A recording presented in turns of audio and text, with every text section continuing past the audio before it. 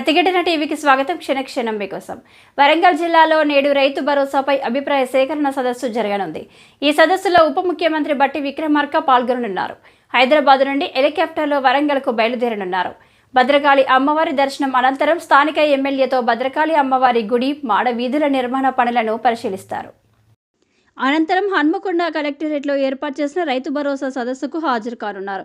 రైతు భరోసా పథక విధానాలపై నేడు హన్మకొండ కలెక్టరేట్లో రైతు భరోసా పథకంపై సదస్సు ఏర్పాటు చేశారు. ఈ సదస్సుకు సంబంధించిన ఏర్పాట్లను జిల్లా కలెక్టర్ ప్రావీణ్య ఆధ్వర్యంలో పూర్తి చేశారు. రైతు భరోసా పథకంపై వివిధ వర్గాల నుంచి వస్తున్న అభిప్రాయాలను సేకరించి రైతు బంధు ఎవరికి ఇవ్వాలనే ఆలోచనతో 3 మంత్రులతో మంత్రివర్గ ఉపసంఘం ఏర్పాటు చేశారు. ఈ మంత్రివర్గ సంఘ కార్యక్రమానికి రాష్ట్ర ఉప ముఖ్యమంత్రి మల్లు బట్టి విక్రమార్కతో పాటు రాష్ట్ర వ్యవసాయ శాఖ మంత్రి తుమ్మల నాగేశ్వరరావు, రాష్ట్ర ఐటీ శాఖ మంత్రి దుద్దిల శ్రీధర్బాబుతో పాటు ఉమ్మడి వరంగల్ జిల్లా ఇన్ఛార్జ్ మంత్రి, రాష్ట్ర రెవెన్యూ శాఖ మంత్రి పొంగులేటి శ్రీనివాసరెడ్డి, తెలంగాణ దేవాదాయ శాఖ మంత్రి కొండా సురేఖ, పంచాయతీరాజ్ మంత్రి సీతక్క సదస్సుకు హాజరు కానున్నారు.